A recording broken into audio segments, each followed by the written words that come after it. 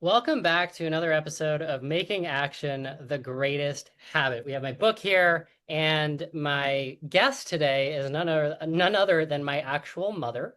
I did reference her in the book. She is actually I'm turning to it now, page 103. She is mentioned as an honorable person mentioned in the book. Her photo is actually in there. I don't know if she knows that I put her photo in here, but I totally did because I love her very much. It's a good one. It's a very good one. It's one of my favorites. So, the reason why I wanted to have my own mother on the podcast today, because I feel like she has done everything that I talked about in the book, figuring out solutions and going towards making slightly better decisions. And not only that, but she just has, in my opinion, I view my mother and I hear the stories that she tells me about her life, and I think you might feel the same way after you hear her. And it's remarkable what she has done. I am incredibly impressed. And I think where I'd like to start actually is the story of how you built your own house. Hmm. Mhm. Well, first off, bought some property. And so I had, I think 5,000 down or so. Mhm. And so I was able to have a contract. It was bare property. Mhm. Um, and just first year put in a dug well, like just a shallow well. And then the second year started on the foundation for the house. Mhm. It was a pretty simple wood house. This was the second house I built, but this one I did by myself. Of course, I had lots of friends and family that helped me, Mhm. as I am just an ordinary person that has a little bit of physical skills. Mhm. And so then it was a wood cabin, uh, and it was 20 by 16, 2-story, and then it had a large porch on it, which actually gave me a lot more space. And by winter, I'd say I think it was around the beginning of October, it was getting pretty cold out. I was living in a plastic hut on the property. I did have my well and I had running water. And so this was a wood heated cabin. Uh, and I did not have power. And I used propane for lighting and heat aside from the wood stove. Okay. Yeah. Oh, in what And, state were you in during this time frame? Washington. Washington. So it gets pretty as depending on where you are, Florida, that doesn't mean like it's always warm here in Florida. But if you're in Washington, it gets very cold. Yeah, yeah. This area is considered part of the Okanagan region, which is dry. We're at about 3,000 feet, and the winters would get down to 30 below zero, and the summers would get up to about 100. So that's what the climate was like. Mhm. I think it got about 15 to 20 inches of rain per Every year. year. Wow. Mhm. Wow. Yep. Wow. Okay. Okay. Do you just out of curiosity, do you remember like about how cold it would get when you were going through that transition of living in, you said it was like a tent or a plastic hut or something? Oh, yeah. Well, it was probably getting down to like 25 degrees at night. Okay. So it was freezing. Yeah. It was starting to freeze out. And I remember when I just moved into what would be considered a shell. I had plastic on the windows, Mhm. no insulation in the house yet, but I had uh, it was right about that day in the beginning of October, I installed a door. And so and my wood stove was already in the house. So Nice. that night after installing the door, then I was able to stay in the house. That was my first night there. And it was very exciting for me. Yeah, it was a huge undertaking. It was something, it was a real challenge. Um, but I don't know, I just went for it. I went for the challenge. So Nice. it was really my favorite house of my favorite property, I would say. Yeah. And of course, I loved the house because so much of me was in it. And then I also had my first son in that house. That was a home birth upstairs in that cabin. So Oh, yeah, that was sentimental value to me. of course. Of Of course. course. Wow. Wow. So you not only built a house, but it was a two-story house. Yeah, it was two-story house with a gable and it had a wood chimney, excuse me, a block chimney, Mhm. which having known people whose houses burnt down with stovepipes, I, I did go to the extra trouble and expense to put that in. By Mm, this time, I'd lived in, yeah, I don't know, three or four cabins. okay. So I had had, some experience of what I would want, what I wouldn't want. I Yeah. had had a clawfoot bathtub, Hmm. and a tap, a cold water tap Hmm. that went into the clawfoot bathtub. This was when I moved in. It had these amenities. Hmm. So that was great. It had obviously a drain field so that, I could run water. Impressive. So yeah, yeah. And so I spent the winter just insulating it and putting interior siding in it and Mhm. yeah, put Wow. the windows in. Yeah, but it was just great to get in there. I love that. Good for you. Yeah, and I didn't have to borrow any money to have a mortgage on a house, to buy the materials. Um, yeah, it was a good financial way to go, I Wow. thought. Wow. Yeah.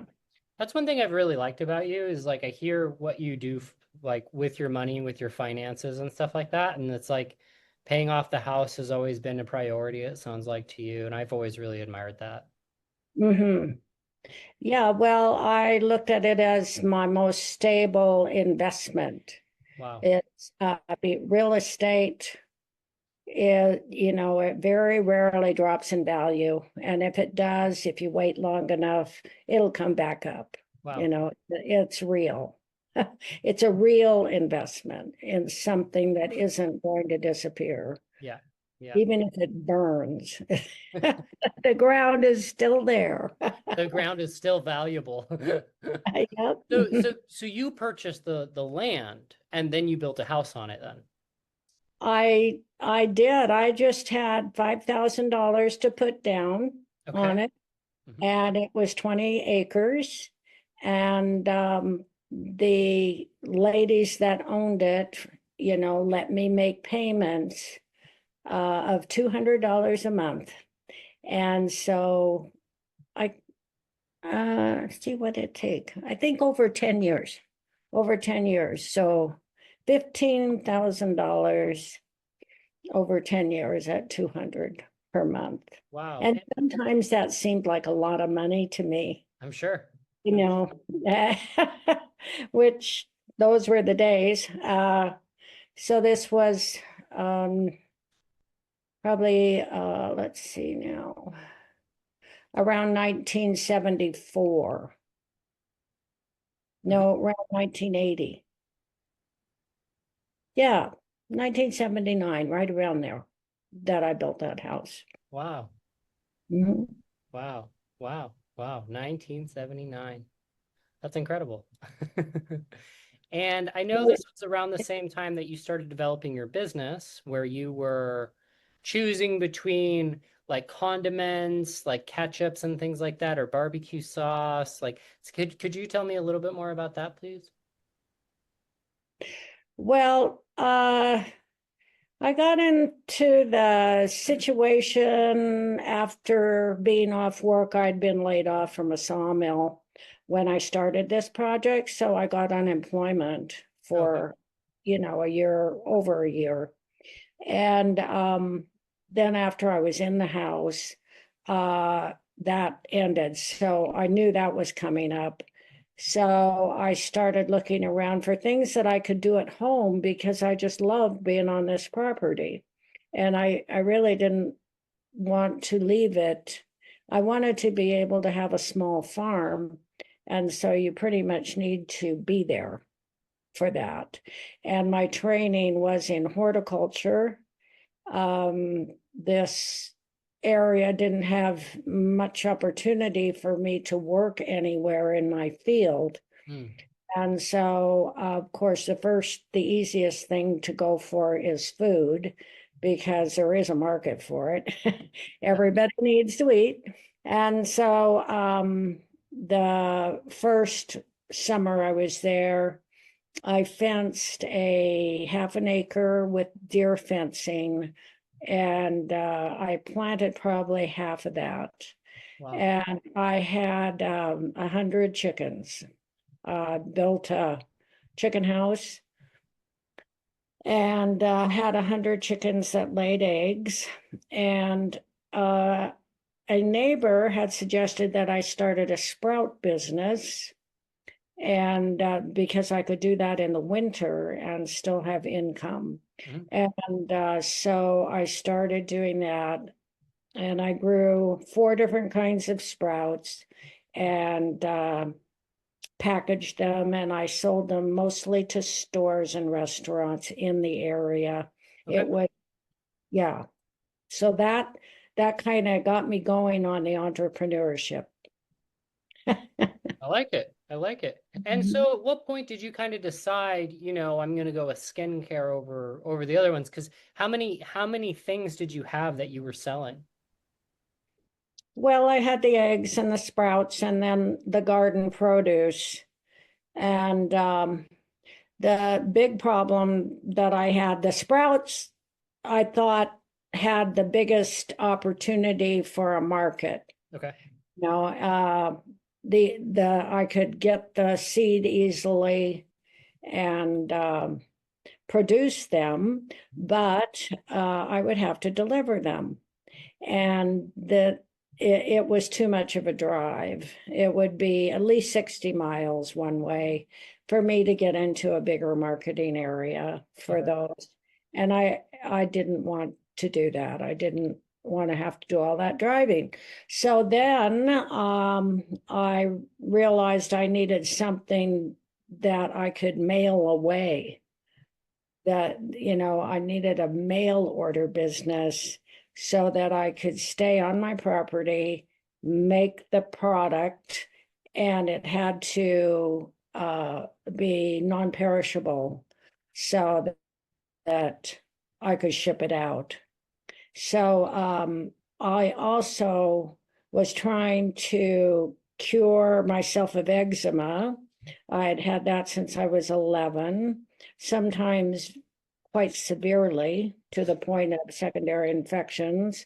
And so that was one of the reasons I wanted this kind of lifestyle. I wanted something with much less stress in it Mm. because that's part of what causes eczema is stress.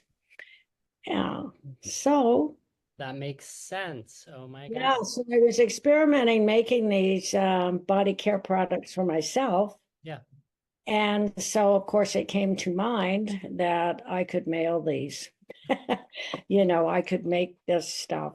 And uh, if I could develop a mail order business, then, then I could stay home, Nice. I can see how that would work. make the product. And also, I could grow a lot of the ingredients that went into it because I was using a lot of herbs that I was growing. So that also fed into my horticulture degree Mhm. and some business training I'd had when I was 19, 20 years old. So even though I chose to do this because of the lifestyle that it offered me, Mhm. and was I just wanted to not even just a lower class income was okay for me. I I didn't have aspirations of being rich or I just wanted a simple life, really. Wow. So when you're like in as vague as you would like to share, like what estimation of income were you anticipating from this? About $500 a month. So you were going into this at this point in time, looking at this business side idea and saying, this will make me $500 a month, and I That is what I need to survive right now. I need $500 a month in order to pay my bills and get by. okay. Wow, that's Not much. well, it's really fascinating because for me, growing up in the house that you ended up purchasing, I never would have guessed that. Like I would have thought, you were heading to be, I'm going to make myself very financially stable coming from this viewpoint. So when did you start your business? Let's go with that. Because I know you said you ended up building the house in 1979, was it? Yep, right around 19, let me think here. Yeah, maybe 1980 it was, right in there. Okay. Hmm. So 1980, you decide that you're going to pursue this business thing.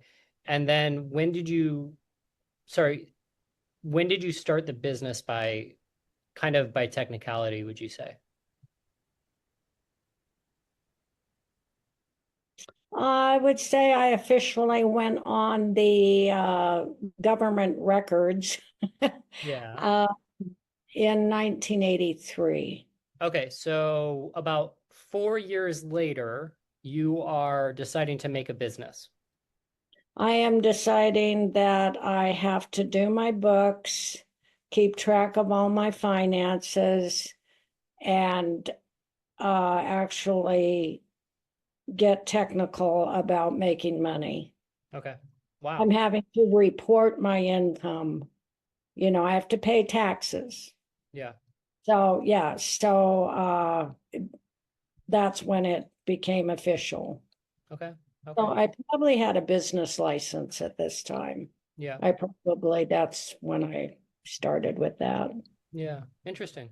And so, So I had done all these little preliminary runner-up job, businesses that gave me confidence in what I could do.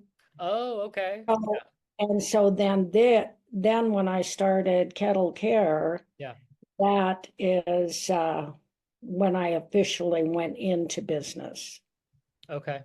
with the body care business. Yeah. Wow. Wow. So you were It was a lot having of years. what It was a lot of years of prepping for this? and not just looking for what would fit. Okay. You know, how can I have my lifestyle like this? Interesting. I was more interested in the lifestyle than the money. Oh, I see. Was your viewpoint kind of like, as long as I can keep myself financially stable and I can have a certain lifestyle, that's what you care about? Yes, Really? that's my goal. Okay. Okay. So as long as the finances were stable enough, you were fine with the lifestyle. Yes, I didn't mind working hard. In fact, I thought that it was better for my health. Hmm. Interesting. Yeah, well, look what I was doing, raising homemade eggs, eating sprouts. organic vegetables. My, That's my cool. body was improving. I was getting stronger. My Yeah. skin was healing. So I was really on a health quest, both mental and physical. Yeah. Yeah. Interesting. I like that. And you kind of ended up combining them in a way. Yeah, I used all the skills I could. I Yeah. had to gather from any talent or insight that I had. Yeah. Yeah. I can get that. Wow. Good for you. Yeah, it was nice to be able to do that, to be in a position of being the best that I could be. Uh-huh. That was my push. I can see that. Good for you, Mom. Hey, yeah, I got the best kid. Oh my gosh, so funny. So funny. Well, thank you. I feel honored to be your child. Fun. Cool. Okay, so that's where we're starting off at. And then you went from, you have this property now that's becoming more stable, and now you've started this business. Like, how long do you think it took for you to do your business that you felt stable and like that things were going well? Oh, about 4 years, Four four years? or 5 years. Yeah. Yep. 4 or 5 years where I thought how I knew was that I became so busy with kettle care Hmm. that the other businesses I had to drop Oh, really? because I was so busy with this kettle care business. So Ah, then I knew I was successful enough. because, Mhm. I had to prioritize that one. And so the first thing that went was the sprouts. I The, sold that little business. you sold I it? I think it's still going. It's No called way. Spring Life Sprouts Let's look. out of Curlew, Washington. It seems to me I'd seen it in the stores there. That's amazing. Yeah, Spring and sprouts and where? Curlew? Curlew, that's where they make them, and Okay. then they distribute them around Perry County, Washington. Now, yeah, Okay. yeah. You just up and decided to start a business that just happened to continue in somebody else's hands. That's what happened to the other ones too. You sold like four businesses? Oh no, the eggs. I used we had chickens. What? All your life you've lived with chickens, Yes, haven't of you? course. Yeah, yeah. In Montana, yeah. So yes, I guess in that way. I mean, I kept the chickens, Yeah. and and that chickens are really important if you're a gardener. That they really add value to the land, Mhm. and they compost your weeds and everything. They eat lots of bugs. I mean, they're part of gardening as far as I'm concerned. Mhm. So I don't have chickens now, though. That's a surprise. That's a surprise. Yeah, because as far as I remember, you hate eating eggs now, so Well, I ate a few eggs, when I was raising chickens because I was so poor in the beginning. Hmm. And they were really a great, just think vegetables, eggs, and sprouts. Yeah. That's protein, all your veggies, and the sprouts are fresh. And Hmm. so I I didn't like eggs when I started with chickens. Makes But sense. other people did, and they bought them. That's So why they purchased those. yeah, it's great. So, so you ended up selling two businesses, was it? Or how many businesses? Oh, I just think this is fascinating. We never talked about this. There were eggs, there were sprouts. I actually did baking for the local co-op, Okay. mostly cookies, Hmm. and I bring them in every week. Okay. And I worked at the co-op part-time, Mm. so that gave me access to a lot of my customers Mm. and helped me build a customer base there. So you were going somewhere locally in the area and you were developing relationships with people and they ended up purchasing things from you. Yes. And more, as I made more things, then they would purchase more things. But that area wasn't big enough. There wasn't enough support Mm. for me financially. So that's why I went with the mail order business. I needed a way to market outside of my area. Oh, I see. So you could have more potential business by doing a mail order business versus having a local one because you just knew there wasn't enough people. Yeah, well, there just wasn't enough interest. I mean, I remember thinking, if only everyone would just buy their body care products from me. Then you'd be fine. Yeah, but that wasn't happening. So I And had, I'm curious about that because I mean this, if I remember correctly, this town that you lived in, like they knew you were a single mother, right? I don't know Oh, what they really? knew Okay. Okay. about me. Okay. Yeah, I don't know. That's okay. That's okay. I was just curious. I was just curious. Okay. So going back to it, you're in the business, you sold how many businesses was it? You sold how many other businesses? Well, I guess two. You sold two businesses. I suppose so. Okay. Did I you mean, end up like how did that help you or was that a big deal to you or did that really matter financially speaking or oh, the sprout business, I think I sold it for very, very small amount of money. There okay. wasn't a lot of investment involved in that business. Okay. So it was just I had the label and I, taught them how to do it and gave them all the information. And I was just happy somebody was doing it. It's That's great. okay. Hmm. Yeah. Hmm. Wow. And so how did you start getting customers in other areas then? Well, that is when I started doing the art fairs. Yeah, some neighbors were talking to me about doing art fairs in Spokane, Okay. and they've sold cards. And so I got interested in that way Hmm. of, selling because I could be gone just 2 or 3 days at a time and reach hundreds of people.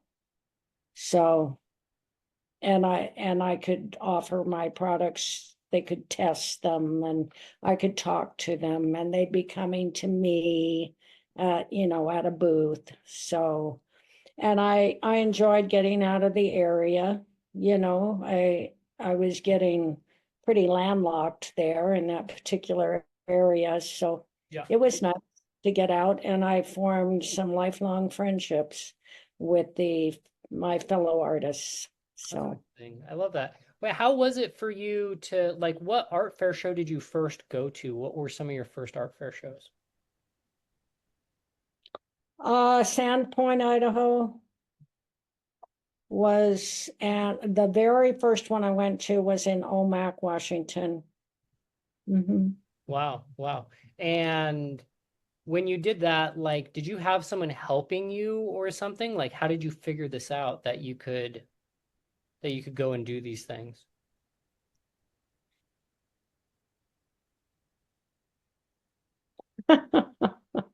I probably went and looked at one.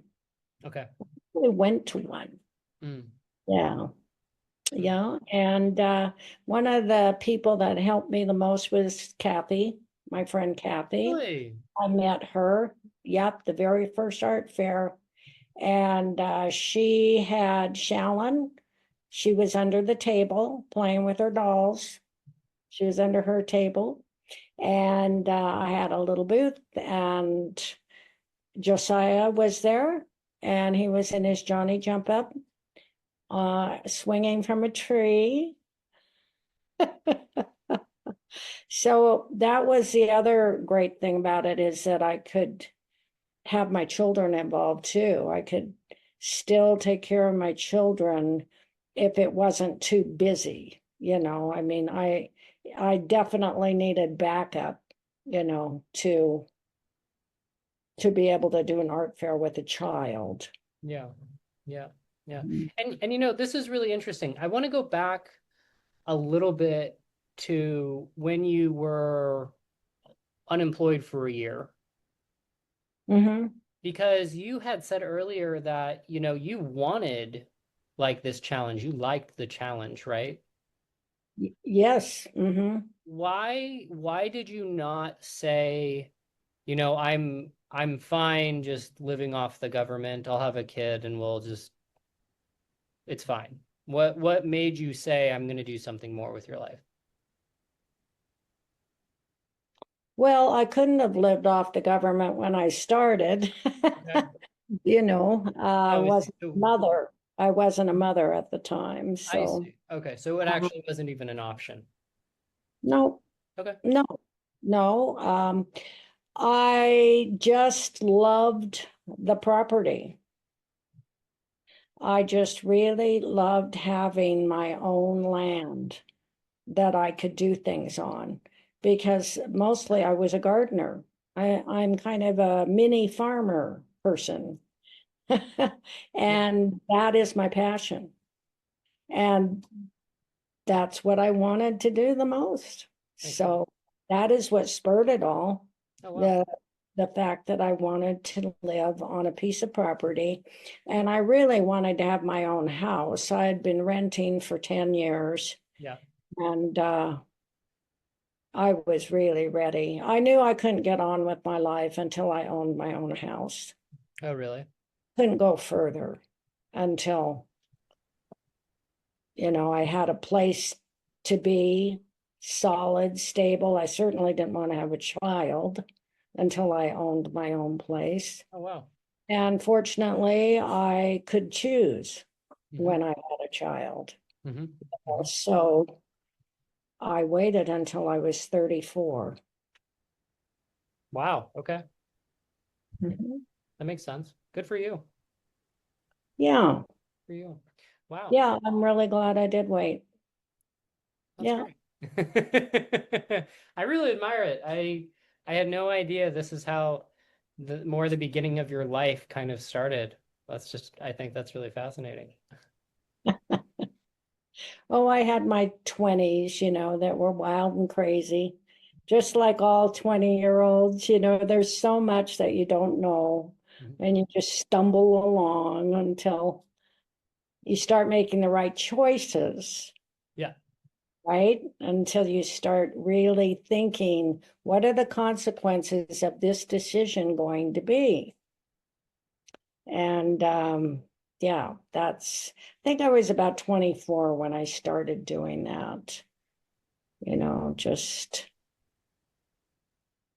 And then I chose to go to horticulture school. And so then I had to make money to go there. And so got a little grub state going and was able to go for 2 years Cool. to a technical school for that.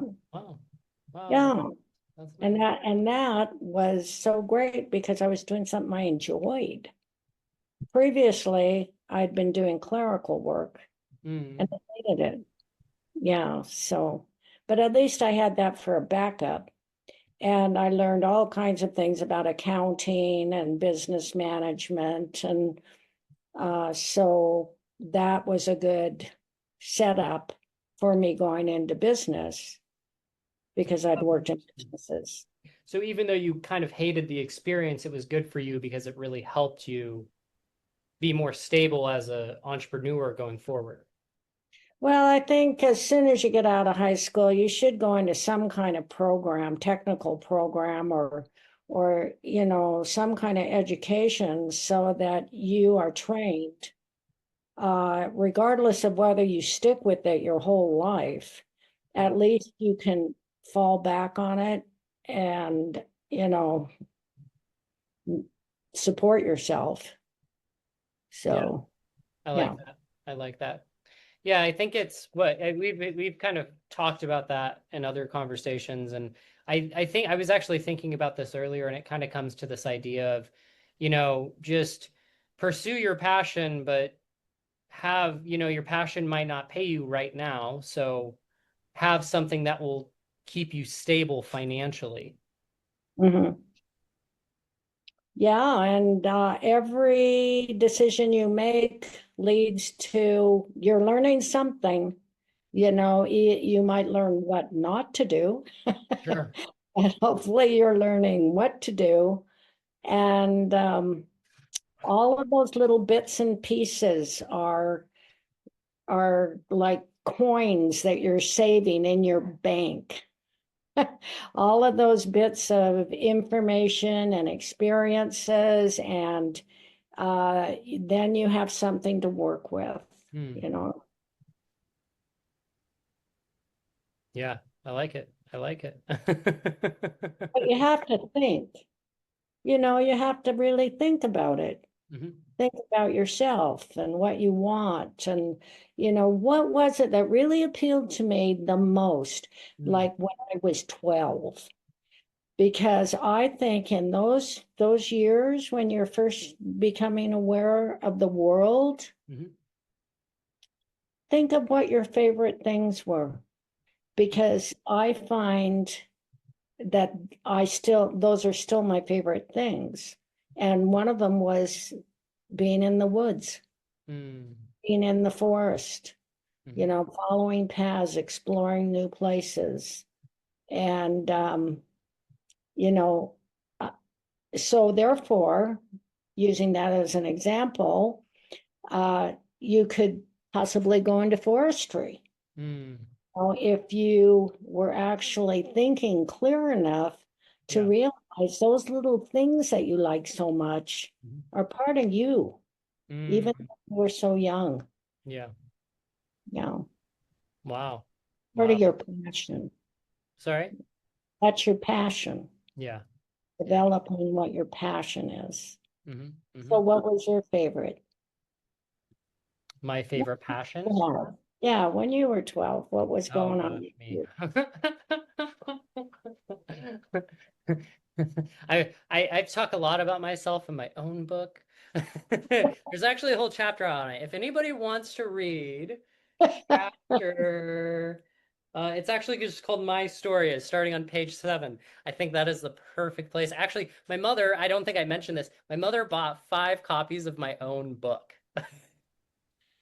It's Of very course. nice of her. I feel very supported financially. Just kidding. No, I love it though. I love it. I am so glad that there's been several people who've already purchased my book. I feel very thankful for that. And I'm very thankful for thank you, Mom, for buying my book as well. This was very nice of you. Well, I read your book, before you published it, and it is excellent. I know so many people that are, like between 15 and 30 that could really use some guidance Hmm. and use your techniques to funnel their pieces of interest, Hmm. into a good life for themselves, Hmm. Hmm. Yeah. making the right decisions. Mhm, mhm. Yeah. Yeah. She's completely right. Thanks for saying that. There's a specific chapter called that focuses on making slightly better decisions, and I'm glad I found the page. Chapter 6, making small better decisions. Like when I was, and I'll mention this in the book, like I was homeless, I was drinking, I was on drugs, and through making slightly better decisions over a 10-year time frame, I went from living that life to then buying my own house. Like I work full time now. I'm completely sober, have been for many years. But it all started with those small little decisions of, instead of, hanging out with my friends and doing drugs, I decided I actually was like completely by myself. And it was initially, it wasn't really like an active decision. I just wasn't around that influence, just through being alone. And those types of things coincidentally helped me out a lot. So I'd like everyone just to get the book just so they can read it for themselves, because that's the kind of feedback I keep getting from people. It's not just like it's not just something that like I wrote and it was really nice and I enjoyed the experience. Like writing this book was a huge challenge for me, and it took 4 years, and the whole goal was I really wanted to help somebody else. So Mhm. there was a big why behind all of this, and I think a lot of it had to do with I I I didn't anyone who was going through the drugs and the alcohol experience, like I want to help them kind of maybe get not into that place at all, because it's really not good for anyone in my opinion. Mhm. Mhm. So yeah, there's that. I and you have such a remarkable success story. I want to keep digging into this. So you were starting to do art fair shows. You met Kathy, and Kathy, if you're listening to this, it was very nice eating food with you the other day. So, wow, our friendship has been 15 plus, yeah, 40 years. Wow. We've been friends, yeah.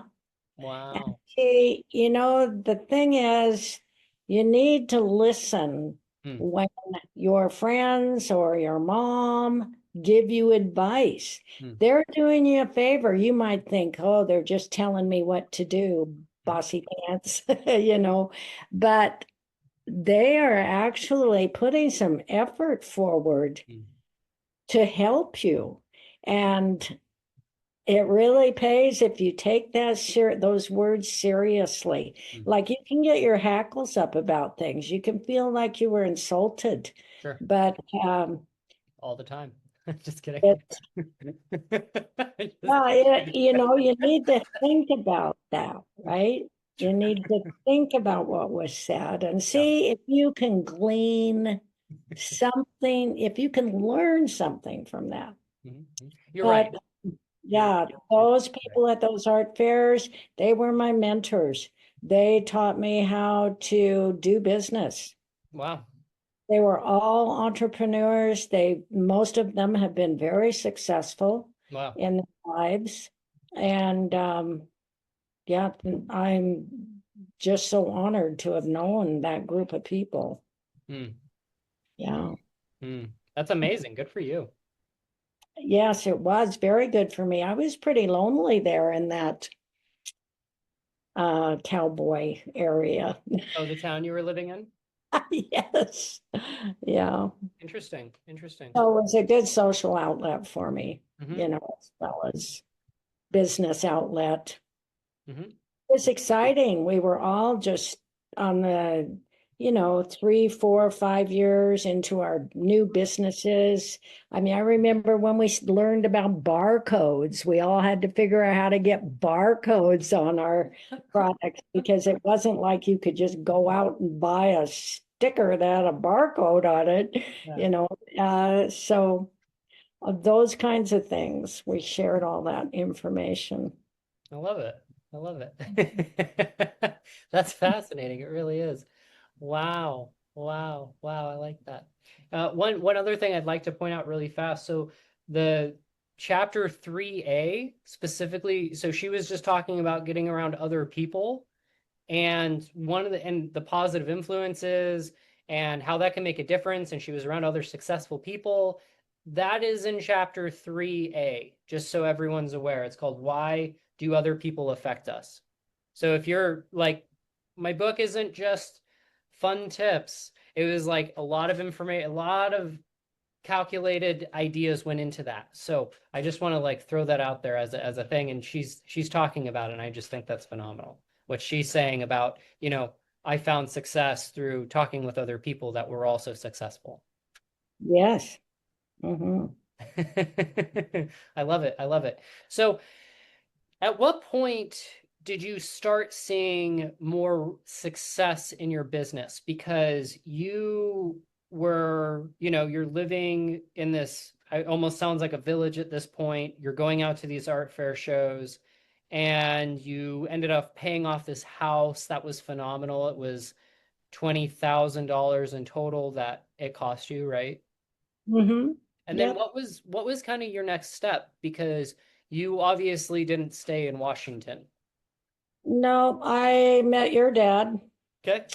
and then we moved to Montana Okay. so he could go to school to be a surveyor.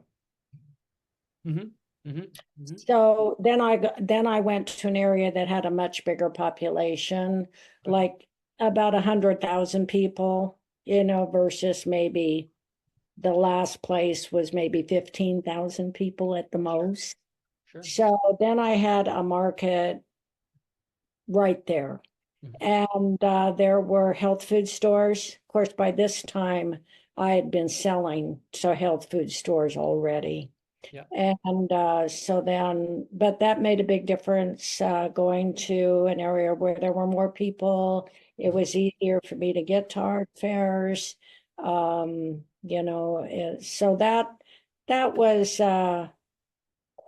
that enabled me to build a lab and to find suppliers, bigger suppliers for I really, it was the bones of the business. Mm-hmm. Purchasing, um, as it grew, then I could buy bigger quantities of things. I could save money by buying bigger quantities of things and just learning the ins and outs of shipping and so many things were changing. The computers were coming in. Mm. So in 1990, when you were born, Yeah. I got my first computer, and it was just a little Apple. But then, that was a big learning curve Mm. for me. And of course, I had started the mailing list about 5 years. Well, really, I started the mailing list right away. As soon as I started the body care business, I wrote a little brochure about the things that I made. And here's my address. You can send me the money. And I'll mail it to you, And so right off the bat, I wrote everybody's name down. If anybody wrote me a check, they went on my mailing list. If they asked me, how can I reach you? I made sure I had their names. I kept track of all my contacts. And I think that was something that really set me ahead a lot of more than my art fair buddies is that I developed that mailing list because I had a mailable product. And so that was my secondary marketing scheme. So I went to these art fairs, but what it really was an advertisement for me. I could go out and they could try my products and they just knew who I was then. And, I made sure they had my little brochure and it just grew. It grew on its own. I mean, I did do that kind of promotion and it was a lot of work to do it, but I didn't have to keep repeating myself over and over again, going to art fairs constantly just to make a sale. Most of my sales came after that promotion period. Interesting. And did you end up calling these people, or how did you stay in touch? Did you actually send them letters, or? You remember those catalogs? I put one out every year. I put out a full catalog, color pictures, Yeah. photography, typesetting. It was enormous to produce it because I wasn't using a computer. So I had to hire people to do the photography. You couldn't just take a picture with your smartphone. Okay. I had to hire professional photographers and do a whole setup of how everything looked. It was a lot of work to make that catalog, but that was my main vehicle for sales. And Wow. I mailed them. So I kept all those names diligently. and then I would mail them out about 3 times a year. Did Mhm. you have any idea about sales and how that worked? Or were you just like naturally intuitive? Well, I'm say no genuine curiosity, because I just think I'm like, how are you figuring that? Like, this is really, really impressive. no, I would say I also didn't have any knowledge from, I had no training in manufacturing body care products. And I taught, that was self-taught.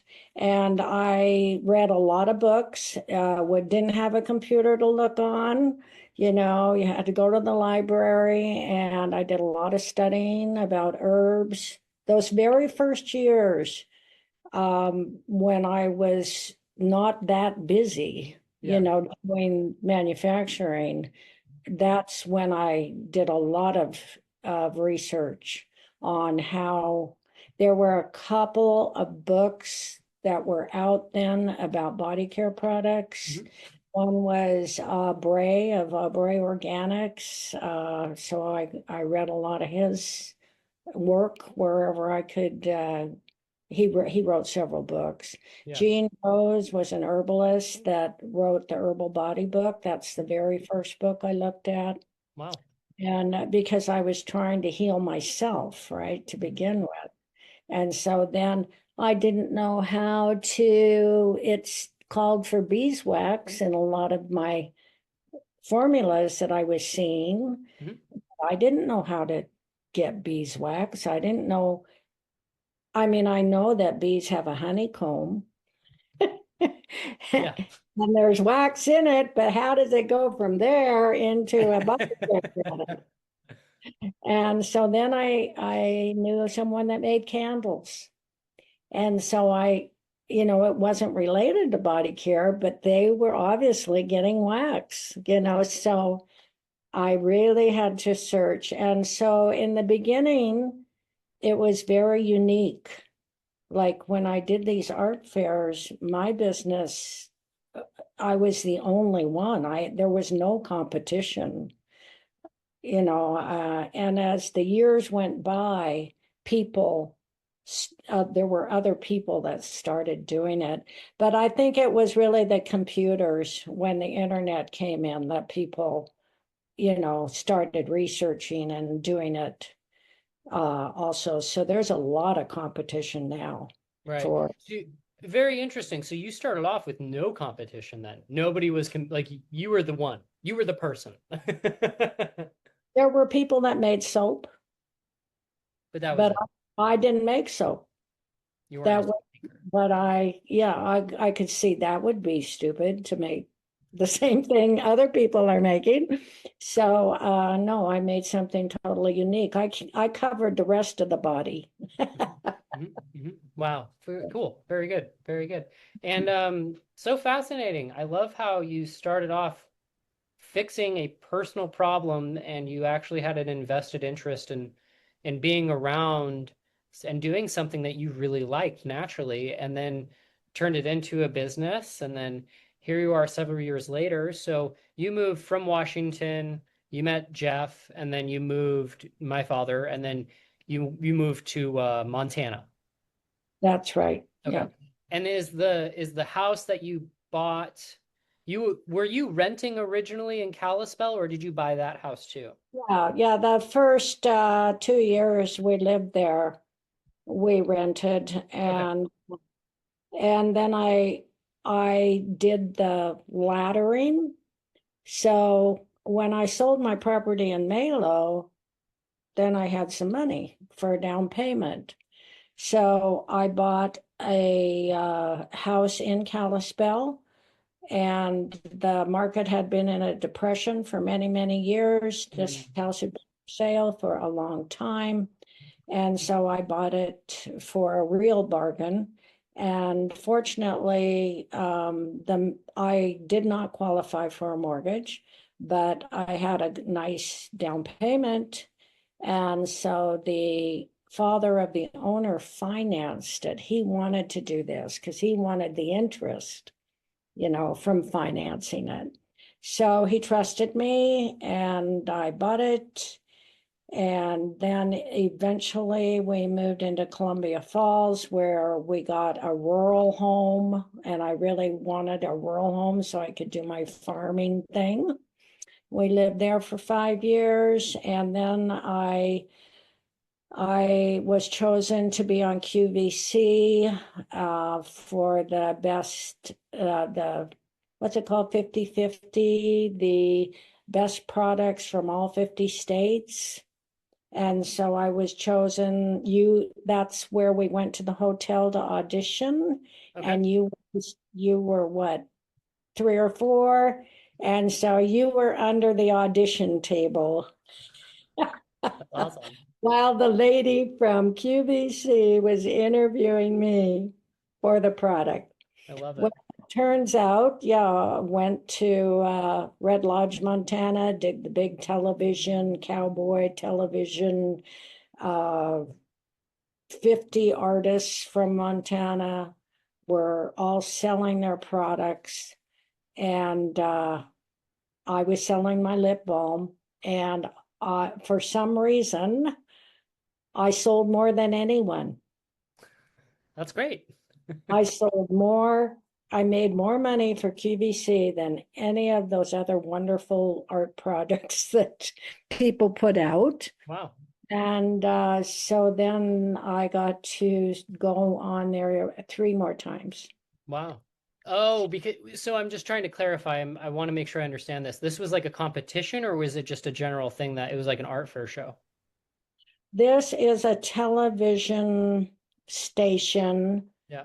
that sells things. It's called Got it. Okay. QVC. It was the first television station that did this. Hmm.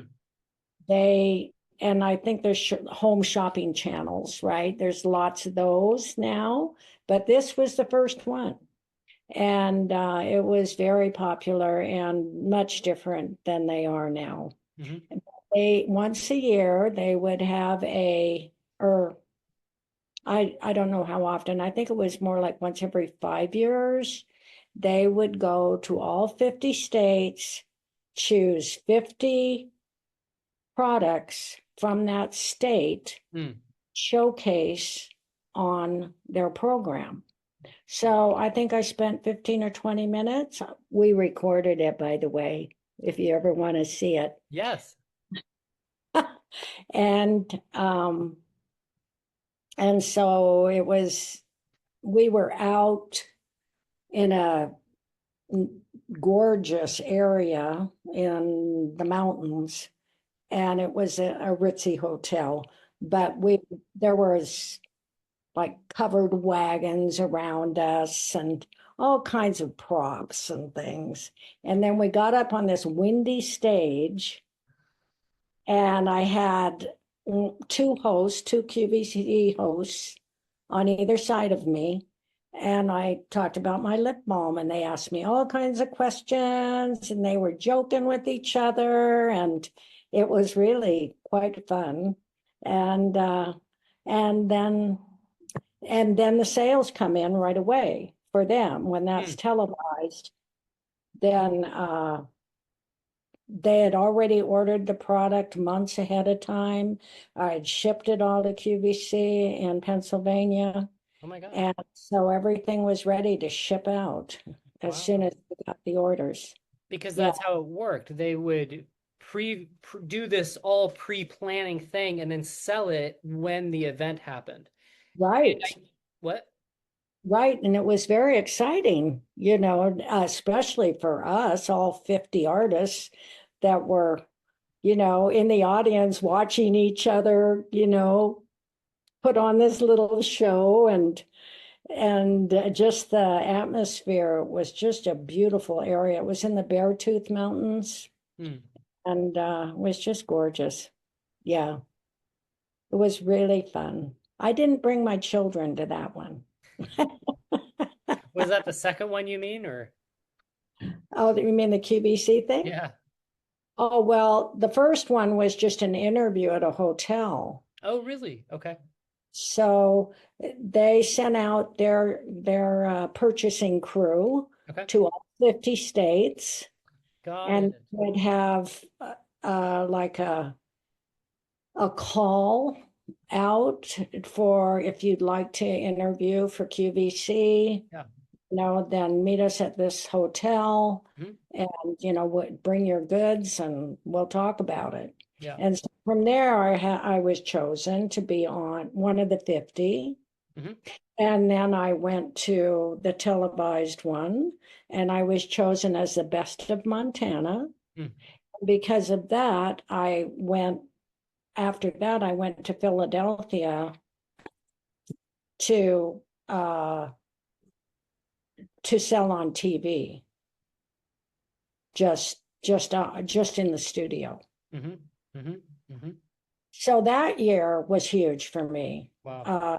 That year we just made lip balm nonstop.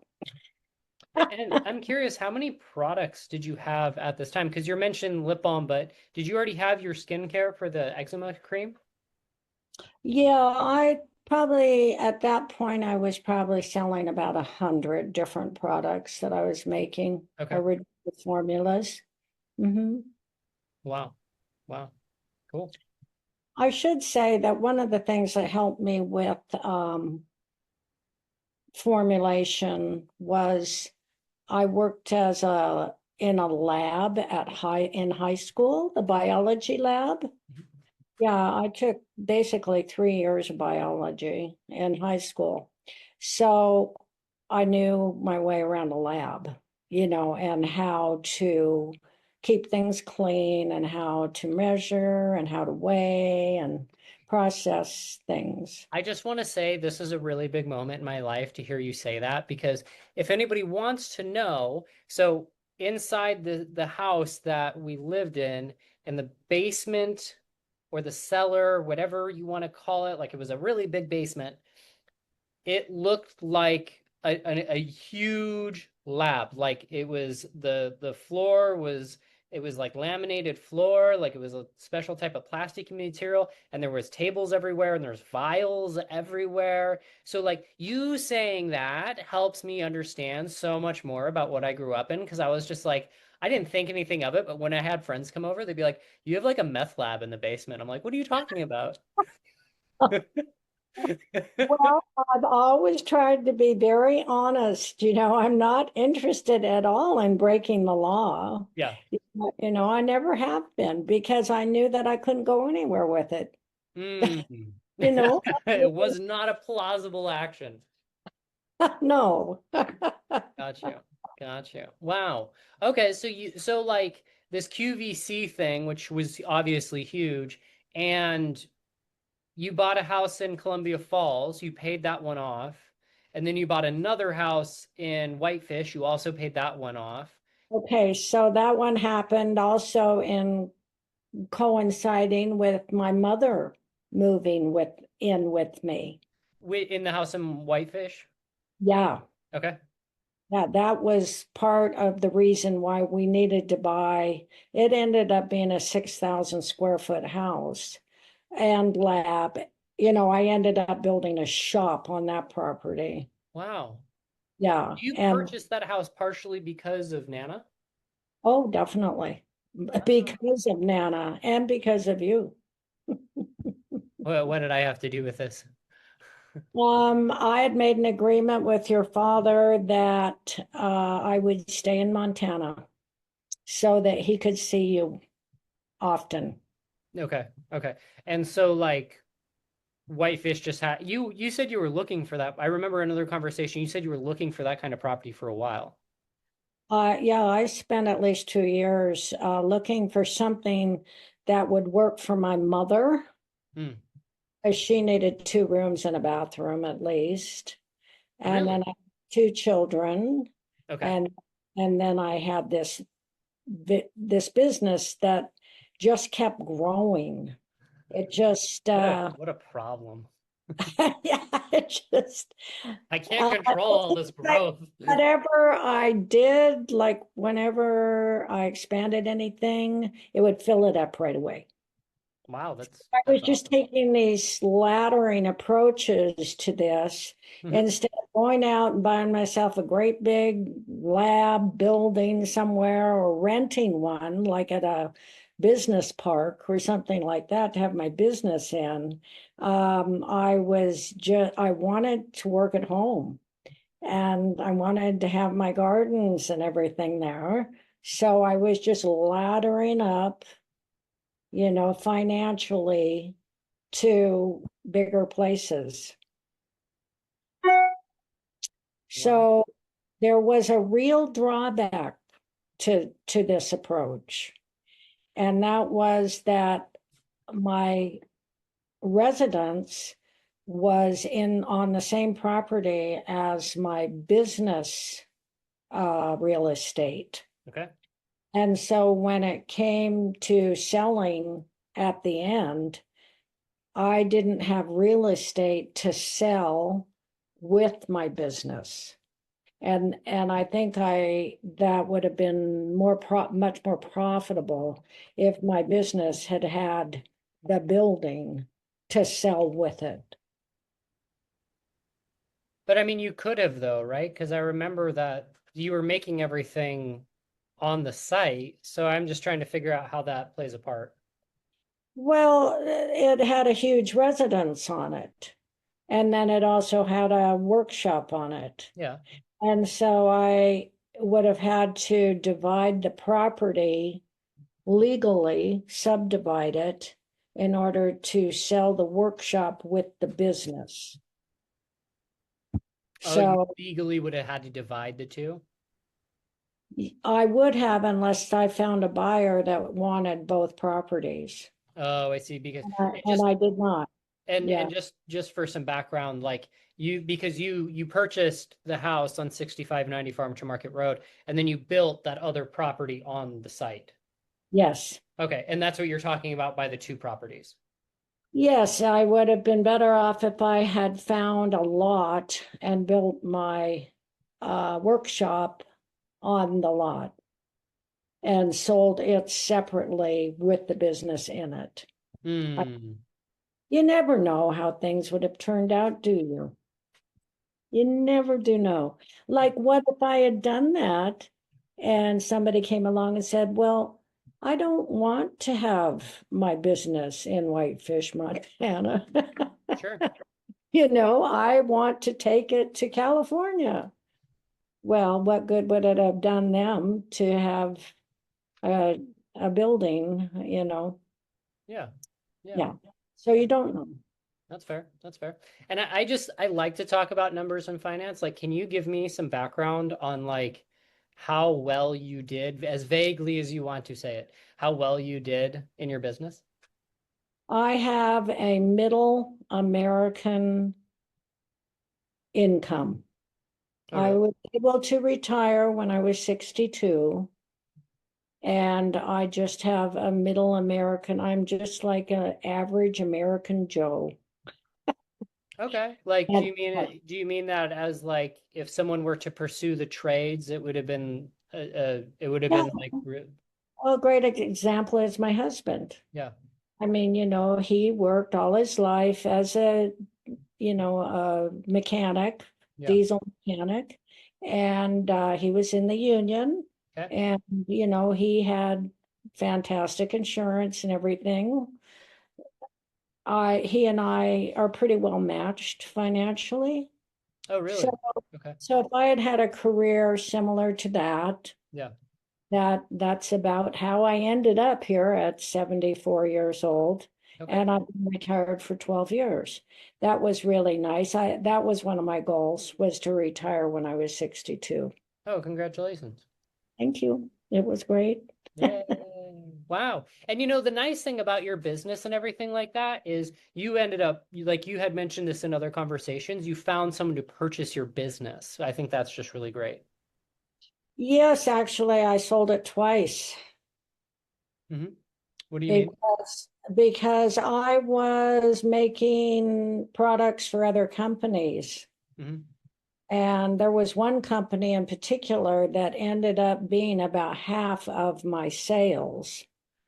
And so eventually I just sold them their formulas and then kept Kettle Care for myself, Yeah. went on to build Kettle Care for another 5 years, Hmm. and then I was able to sell Kettle Care too. Interesting. How, and just out of curiosity, do you remember how many formulas you ended up selling? You mean in the long run? No, no, no, no, no. To because I'm assuming you're referring to the one company that the emus, I think it was. Yeah. How Yeah. many formulas did you end up selling to them? Oh, with them, I think it was at least 100. You sold them 100 formulas, and how many products in total did you end up combining out? Um, I f- Kettle Care had 300. You had three. I didn't realize it was that many.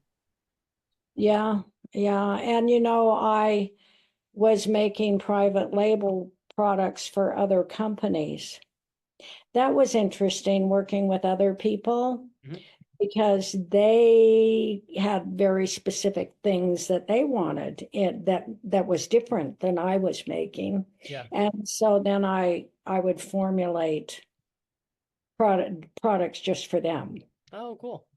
Yeah, so then I was making more, right? So that added to the number of formulas that I had. Quite a few spas had private label stuff with Wow. me. Fascinating. Yeah. Cool. I respect it. Awesome. Wow. And now you're retired and you live in Canada and Yeah, I'm so glad to be back here. I was born in Canada, and my father was part of the um,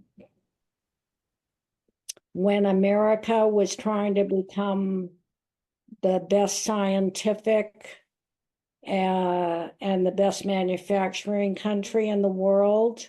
Mhm. Uh, after World War II, they recruited scientists and mechanics and some of the best technicians from all over the world to live in America, in the US. And they went to work developing NASA. That's what my father was working on. He was an aircraft engineer and designer Uh-huh. in all in all fields of technology. Um, the US recruited the best in the world, Wow. and it is, and in medicine too.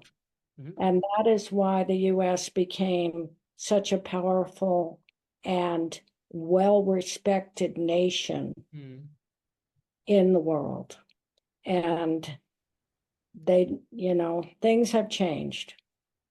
Yeah. And I am glad that I got to come back here.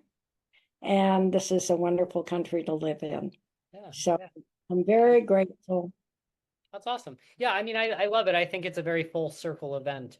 And I just think it's so phenomenal how you went from initially starting out saying, I'm totally fine just making enough money to get by to owning a home large enough to have your mother and raise two children on it. I mean, that was 5 acres of land, correct? Yeah, that one was, yeah, at the end. Yeah, Wow. I keep going down in size on the land. You're right, because you started with 20 with your first property. Yeah. Yeah, good for you. Yay, mom. Yeah, yeah, it's been a good life and I'm really healthy. That's what I'm most thankful for, is that was a challenge when I was young. I see it as a challenge for most people in the world Hmm. that have health challenges. You can't avoid it. The environment is just Toxic. full of challenges. Yeah. So, yeah. Nice, nice. And And one thing that I think you really taught me was like eating healthier because I remember, whether I was aware of it or not, you were making organic food on the farm, and that's always something that stuck with me. I'm like, oh yeah, I should eat organic food. So I've just been doing that for the majority of my life now. yeah, yeah, you are so fit, Ian. It's just amazing how healthy you are. Aw, Yeah, and that you always make the right choices as far as your uh, eating habits go, I do you my know? best. I do my Yeah. best. But look at the right choices you have made all along. I mean, really, you were an at-risk youth, you I never know? thought about it like that. I could have a very different life right now. I Yeah, could well, still be I'm homeless, sure you living on the well, streets. yeah, that's it. You were at risk. And you made such wonderful choices about just consciously confronting where you were at. You must have decided at some point you had to change. Was Yeah, there a revelation? I honestly, what I think it was like at the time I didn't realize kind of what I was doing. When I was living, and I'm glad we're talking about this, because this is my story in the book, Making Action the Greatest Habit. Is I was hanging out with friends when I was in Colorado the first time.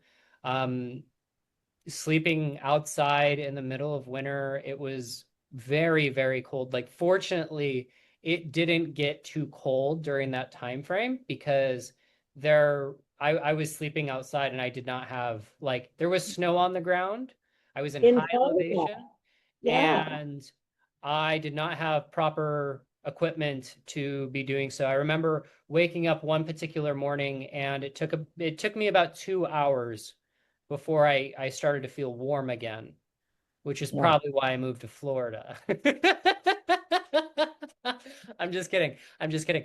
But what it was is I just remember um Jeff saying, my dad, he was like, if you ever need a ticket to get out of the situation you're in, call me.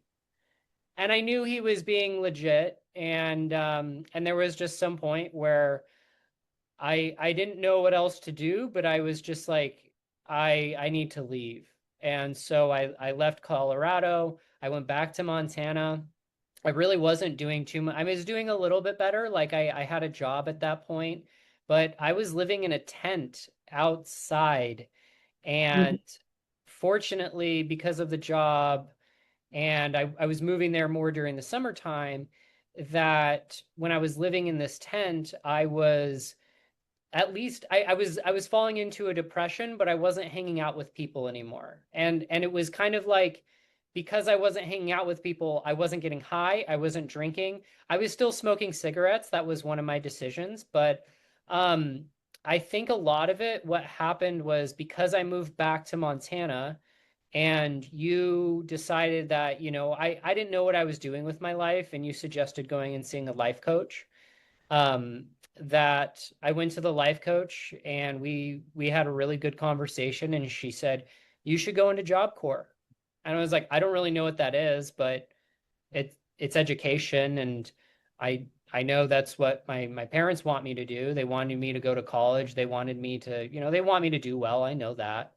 And I don't really know what else I'm doing with my life.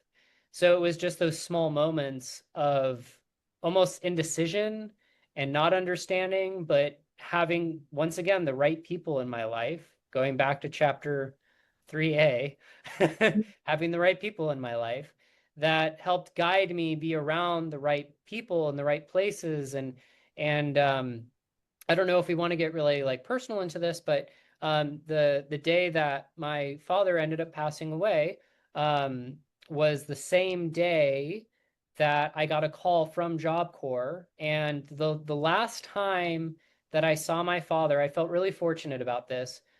We had a really good time together. He picked. I was riding a bicycle. I didn't have a car.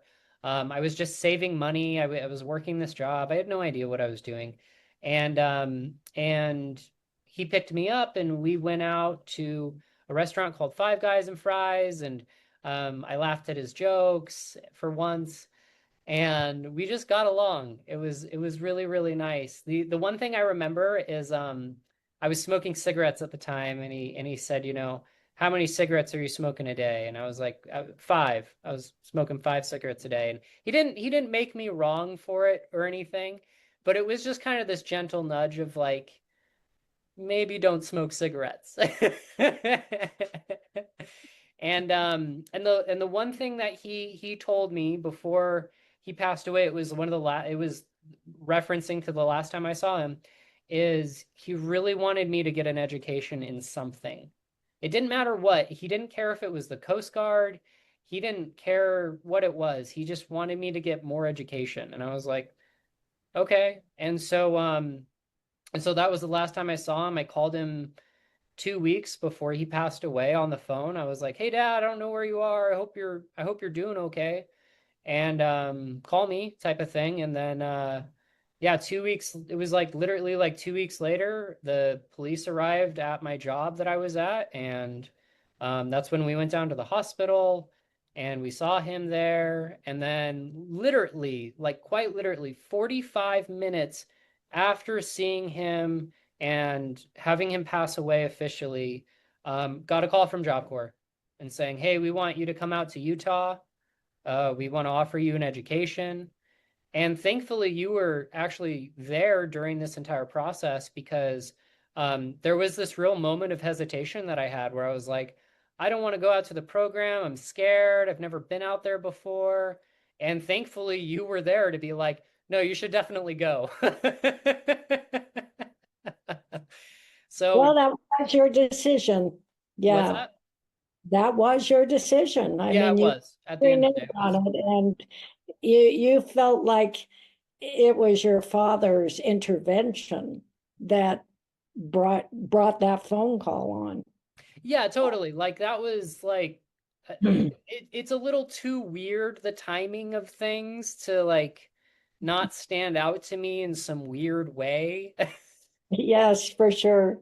Because Yeah. I not only did I have my ringer on, which sometimes people can't even get a hold of me, like I had the phone in my hand. I saw the call come in and I was just like, Hello?" And I very easily could have missed that opportunity, and fortunately I went out to Utah. I got an education there. I went out to Colorado, back to Colorado. I continued to get education. The majority of my life has actually been spent on education at this point in my life. And yeah, and that's, And what a huge change. and what? Yeah.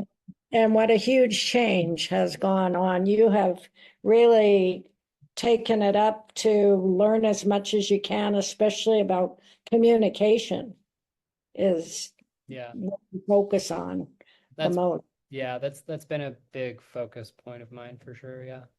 Mhm. Yeah. Yeah, I learned so much. I do my best. So, Congratulations.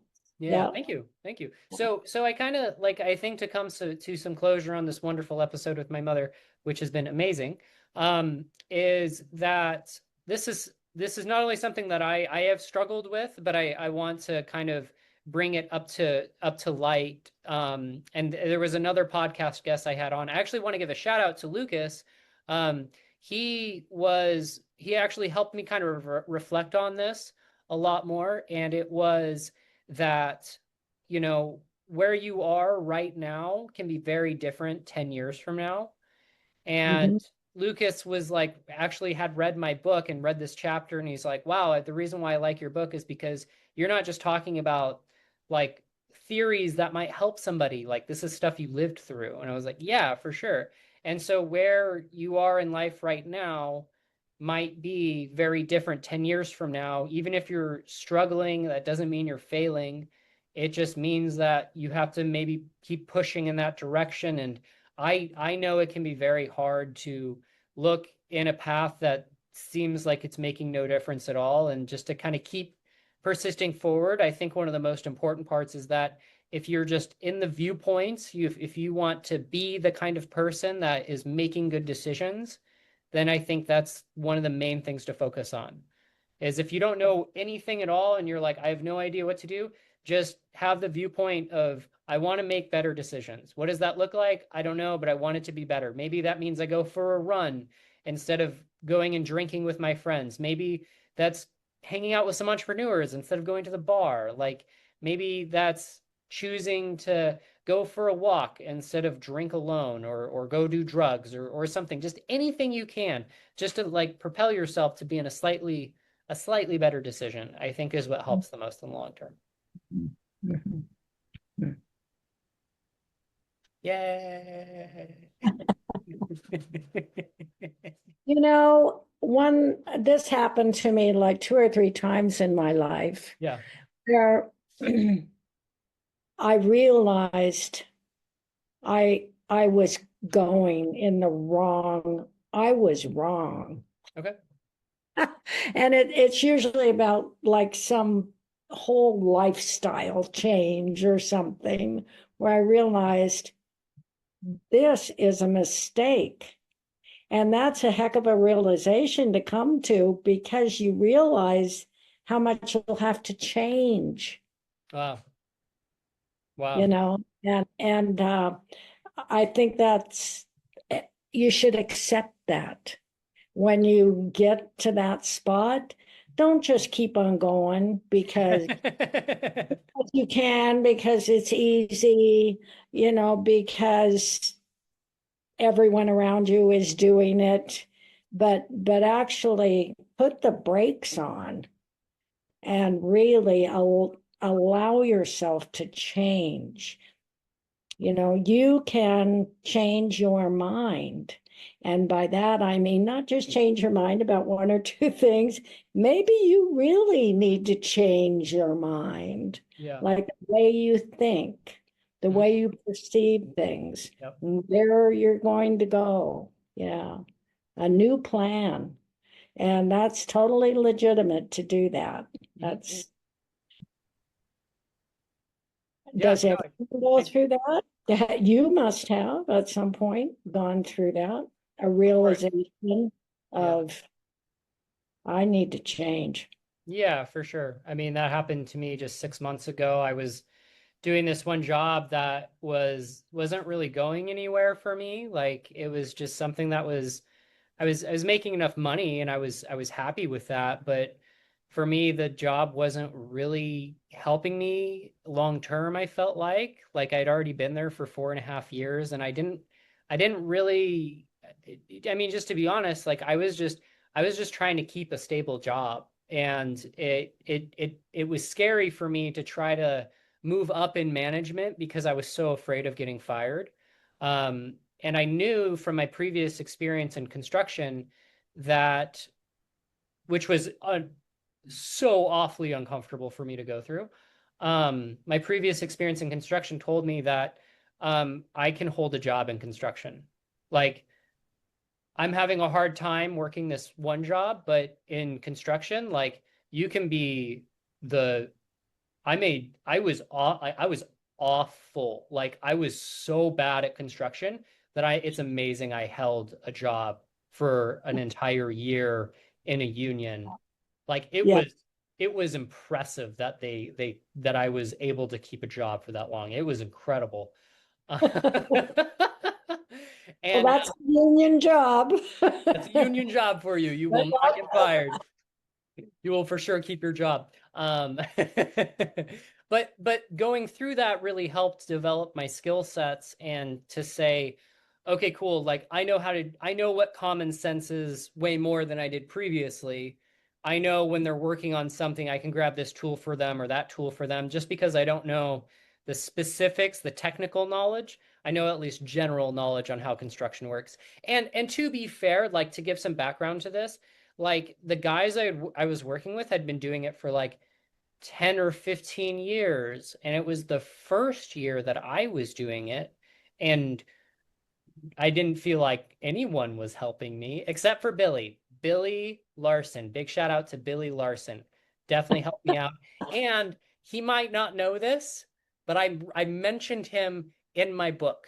He's a very honorable mention as a part of my story in that Uh, specific section. So thank you, Billy.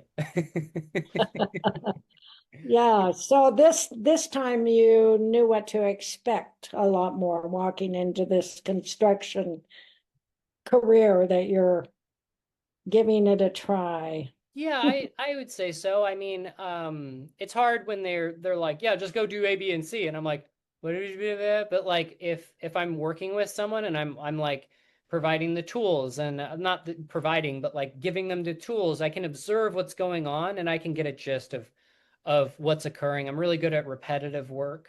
So if you give me Mhm, one task and you have me do it 300 times, like I'm golden. Like as long as it's not new and confusing and like I don't understand it. Fortunately, shout out to Eric. Um, he's been phenomenal to work with because he takes the time to explain it to me in a way that I can understand it. what a gift. Oh I mean, man, I got so lucky working with Eric. I try not to like tell him too much, but I'm just like I feel so grateful that I ran across him and I was able to work with him as a coworker. yeah, you don't let that go. No, no, no. It's very valuable for me for sure. I got really, really lucky. Like my whole situation.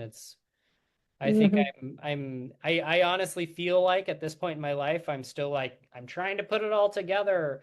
Um, but honestly, I feel like where I'm going is more important than where I am right now.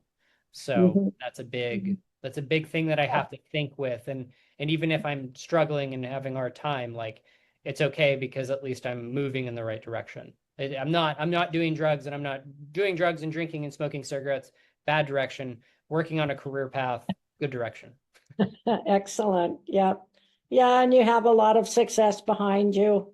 It's great that you have your own home and you're able to work on that business wise. That's a whole business, owning your own home right there.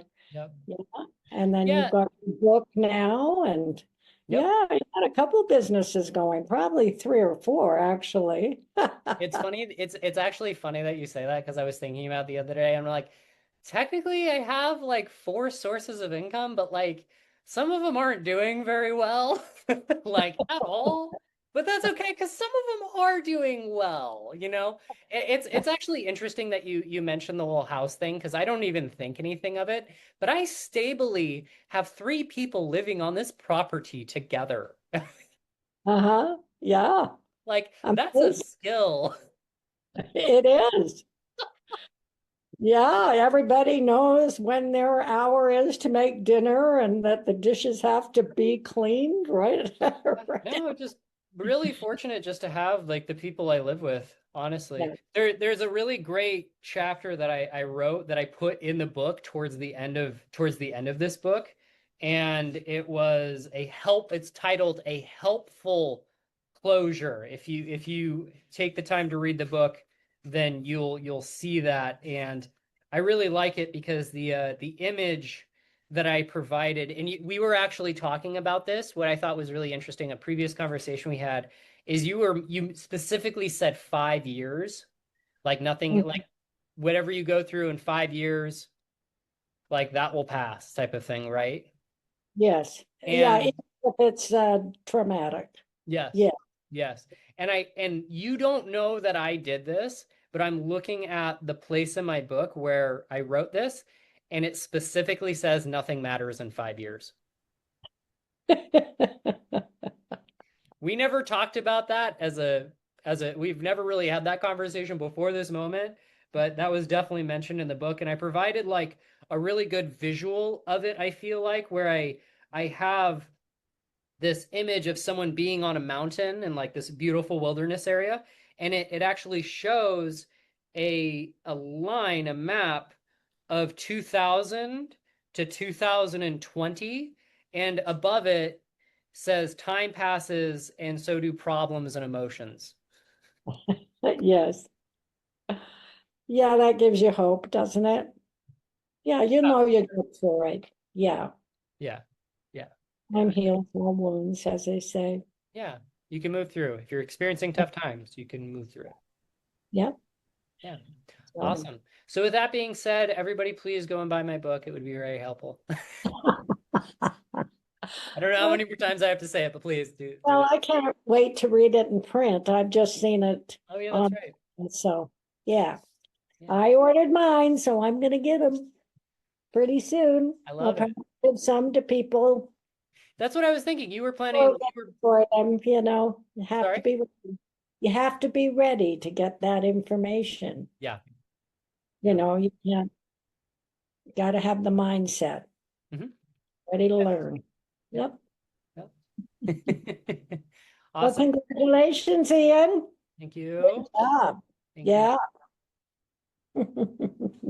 Awesome. Awesome.